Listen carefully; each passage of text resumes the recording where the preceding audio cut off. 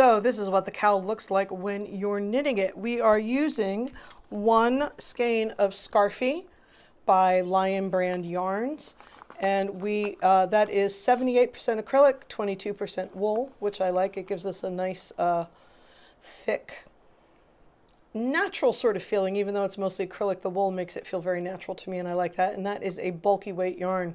We're using size 6mm knitting needles, or size needed to get gauge. Now gauge is not critical, but you do want a relatively dense fabric, but you want the cast-ons and bind-offs to be pretty loose so that the finger chaining works nicely. You're going to cast on 58 stitches, and I'll write this pattern out on the blog, and I'll put a link in the description so you can see that. So the first 6 stitches you're going to maintain in garter stitch. The next 12 will be reverse stockinette, which means you will have the purl row on the right side and the knit row on the wrong side. So on a right side row, it will be knit 6, purl 12, knit 5, purl 12, knit 5, purl 12, knit 6. And on the wrong side rows, you knit all the stitches across, and that's all there is to that. So the way the pattern works, you have a bind off row, a cast on row, 4 rows even. Bind off, cast on, 4 rows even. Bind off, cast on, 4 rows even, maintaining it in pattern. And you can see that the color changes happen because of the yarn. So I'm going to quick change the lighting because I have learned that I need to. And we're going to take a look at the bind off row. All right, we're binding off on a right side row. So the first thing we're going to do is knit 6. 1, 2, 3, 4, 5, 6. Now we're going to bind off 12, and we're going to bind them off purlwise because we are on a right side row. So I'm going to purl the first 2 stitches, 2, and then slip the first one over the second one. So that's 1 bound off.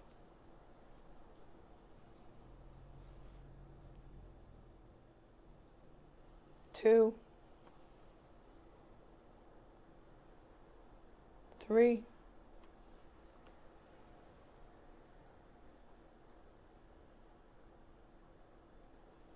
4, 9, 10,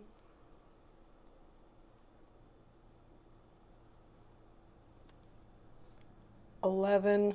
Now on this 12th one, because the stitch I'm going to slip onto is one of the 5 in garter, I'm actually going to knit that one instead of purl it. So I'm going to knit that one, and then this is my 12th bound off stitch. And because I want 5 garter, I've got 1 here already. I'm going to knit the next 4. 2, 3, which will give me 5 total. 4, 5, and it looks like that. So there's my 6 on the end and my bound off section and my 5. So now I'm going to bind off the next section. I'm going to do that the same way we did. Purl 2, and then bring the first stitch over the second stitch. And again, remember, when you get to that 12th guy, you're going to knit that and then knit the next 4, which will give you the 5 garter stitch column. So I'm going to go ahead and finish the bind off row, and then I want to take a look at the cast on row. All right, the cast on row is a wrong side row. So we're going to go ahead and knit the 6 that we have.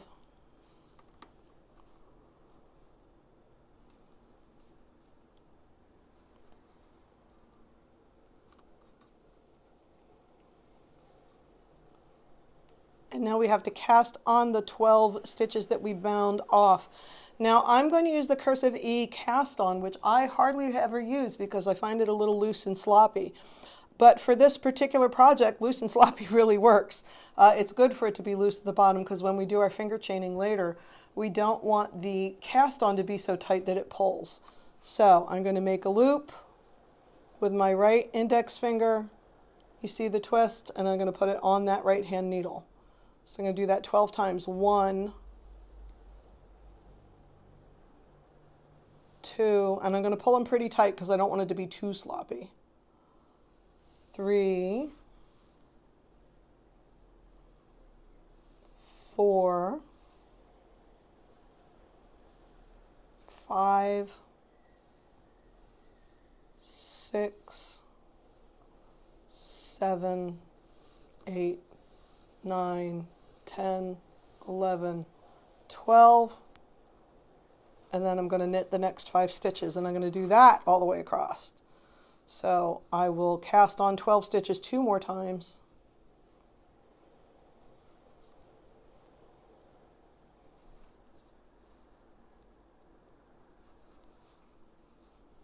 And let's take a look and see what that looks like.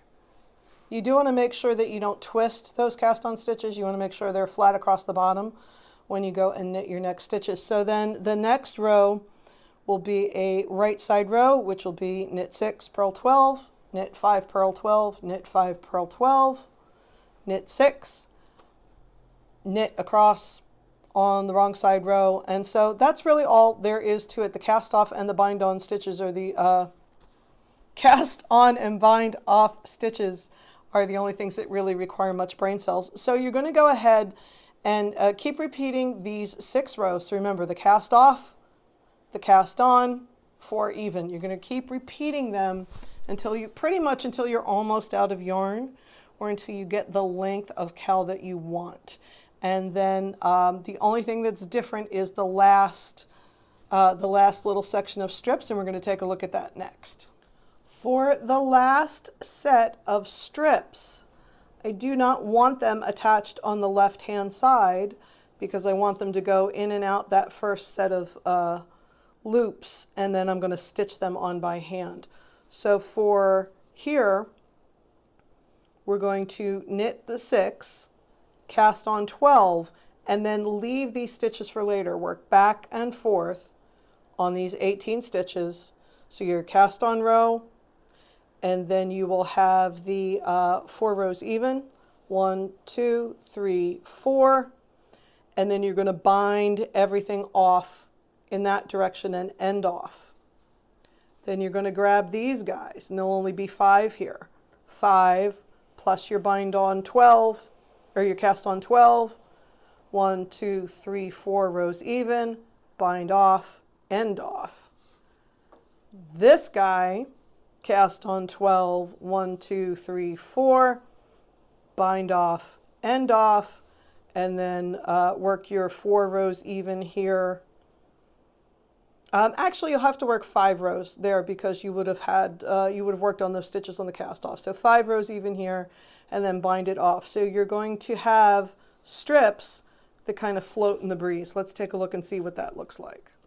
So once again, you're doing the same mechanics that you've been doing, except it's not attached to the next section. It's going to be attached on the left-hand side when you're looking at it from the right side row, and it's going to be loose on the right-hand side when you're looking at a right side row. And so again, I'm just going to bind this whole thing off now. Going to bind off the first 12 purlwise like we've been doing, but I'm going to bind the garter stitch off knitwise just for a neater edge. And I'm going to do this all the way across till all the stitches are bound off. So here's the last set of strips that we made, and as you can see, they're joined on the left-hand side when looking at the right side of the work, but not the right-hand side. We're going to use those later. But now let's get started. At the other end, we're going to do our finger chaining. So a lot of other projects that I've seen, they have told you to twist the first loop, but we don't need to do that because we're going to use those little cut strips to make it lay flat. So just grab the first loop that you have, pull the second loop through it. And remember, you're going to have the right side of the work facing you, and the right side is the reverse stockinette stitch side, and that's because it rolls towards the back, and that's what we want. Once you've pulled the second strip through the first one, now you have a loop. So you're just going to grab each strip and pull it through the loop before, all the way up to the top of the work, and then you can pin that if you want, or it'll probably stay pretty even. Once you get this first section done, you're going to do the same thing over here. Grab the first guy up, pull the second guy through, pull the next guy through all the way up to the top, and then you're going to do the same thing on the third section. So you'll have 3 columns of finger chaining. So this is the end where I started. Let's just take a look and see how that works. I love in this yarn how the colors change very subtly, and you'll see the colors will change all the way across pretty equally.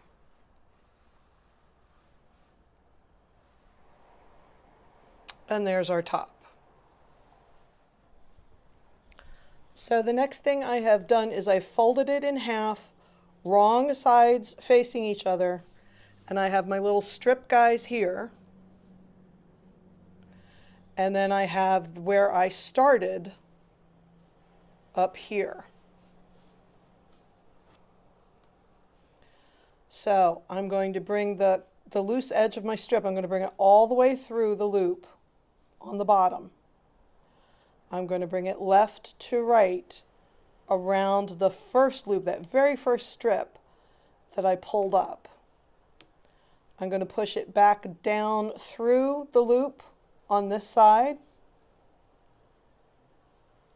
and then I'm going to put a pin right here because I'm going to sew that together later with that end. I'm just going to grab my tapestry needle. So what you can see is then there's no twist in any of the loops, but they go perfectly from one to the next. You're not going to be able to see. And so when I'm done getting this all pinned, I'm going to sew my strips on the side, and then I'm going to sew just the garter stitch areas together, so in the columns. But let's take a look at that one more time. So here is the first strip that I pulled up that wasn't attached to anybody. And then down here on the bottom, we have that loop. So that's the last loop that I did. And I have my cut strip. So I'm going to bring the strip all the way through from the bottom to the top, pull it all the way through. Then I'm going to put it left to right through that top loop. I'm going to put it back top to bottom through the bottom loop. And then I'm going to pin it to the side and stitch that down later with a tapestry needle.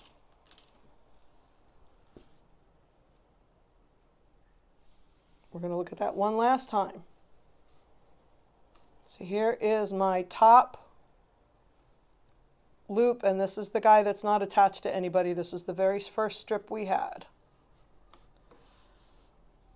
I need to pull up from the bottom. I need to pull the top loop, which is where I stopped pulling through. This is the last time I was able to pull something through, and my cut strip. Bring the cut strip through the bottom loop from the back to the front, left to right under the 2 legs of that top loop, top to bottom through the bottom loop, pin it to the side.